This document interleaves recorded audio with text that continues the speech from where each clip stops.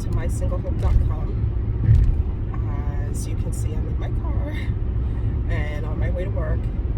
But I wanted to make a video to just speak to us single moms.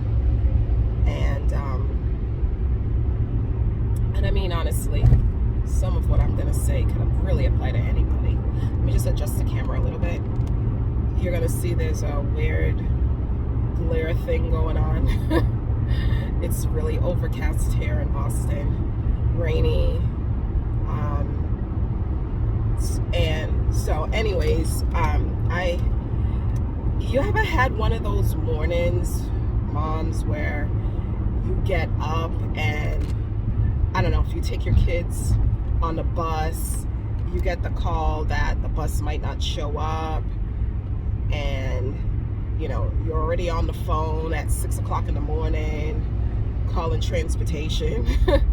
You're trying to get your other child out the door, who's going slow and acting like there's, you know, no urgency, because he also has a bus that's running late, and there's a possibility that instead of taking one kid to school, you might be taking two, and you still got to go to work. And your bags are not packed for work. You don't have a lunch. You know, you're not dressed and you're starting to get frustrated. And so that was that kind of morning for me today. And I had to stop, and I was like, you know what? This is not the end of the world. And I can tell you that that wasn't always my perspective. I could remember when having days like that, and I just started to feel sorry for myself, really. And I started thinking, you know, I used to think, well, it would just be so much easier if I was married and, you know, my husband can take this kid to school whilst I take the other, and we still make it to work and all of those things, and help out with getting bags packed and picking up the trumpet and coordinating after school rides and all of these things. And I stopped today and I said, you know what? It's an illusion that everything will just be better if you were just married. Now, there are situations where, you know what? Hey, you are married and you work as a team and you have minimal days like this. But, you know, I think that the devil always presents, and especially when you're a single mom, he always shows you like how bad your situation is and how much better it could be.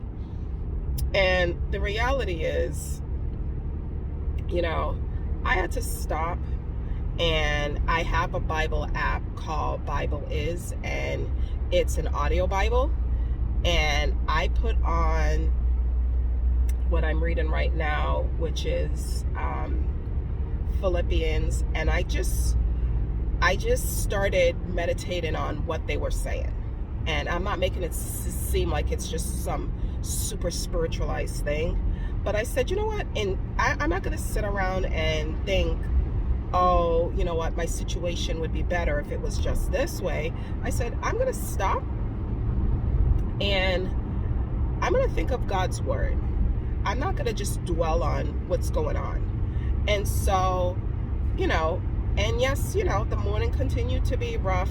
Almost missed one bus, coordinating transportation, pickups, rushing back upstairs, because I live in an apartment complex, and you have to go, you know, down all these floors to meet the bus, and then you go back up, and I finished getting myself ready. You know, my bags weren't packed, and voila, I'm in my car. And I stopped and I said, you know what? you can't control every single situation, but what could I have done differently? And I thought, well, I could have made my lunch the night before, so that would have been just a grab and drop in a bag. I could have packed my work bag the night before, and that would have just been, grab the lunch, throw it in the bag, out the door type of a situation. I generally get up early anyways, but sometimes getting up early, don't change the situation with the bus with the kids sometimes, because they kind of come when they're gonna come. They're not always on schedule. More often than not, they're not on schedule. And so I thought to myself, some things could really just be eliminated if I would take the extra time to prepare things the night before. And that sounds so basic and practical, but a lot of us know when you're fresh out of running the night before, because you have all these things lined up, when the kids get out of school, and then you didn't meal plan, so now you have to figure out, okay, what am I making for dinner? And it's just a rolling cycle, so by the time you're done with dinner and kids go to bed and all of that, it's like, I'm gonna just pack and do everything tomorrow, because you just have so much time in the morning to do all of that. And so I thought to myself, you got to help yourself and see what you could eliminate and lessen the upheaval in the morning. So the point of what I'm saying is that sometimes we just focus on our situation, and when it's just a disruptive kind of chaotic morning, and think, oh, if it was just this way, it wouldn't be that way. And it could just simply be a matter of better planning. And I struggle sometimes with, I guess you would kind of call it ADHD symptoms, where I could be all over the place. There are times where I could be really organized, and then there are other times where I am just all over the place, and I'm grabbing 500 sticky notes to write every thought that comes into my head. And I plan a lot in my head, but it doesn't come to fruition. And so it takes discipline. And I have to say, that is the biggest thing in running a household as a single parent, is exhibiting discipline and planning. And so sometimes your situation change, like ours, where we've had to move, and in Boston and probably in a lot of other places, especially these big cities, there's always this fight with the school bus and all of that. And so every day it's like, you don't know what's going to happen and how that's going to affect your morning.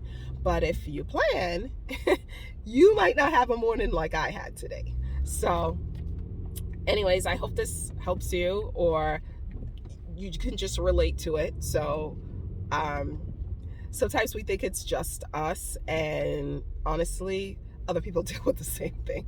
So all right, well, thank you for watching. And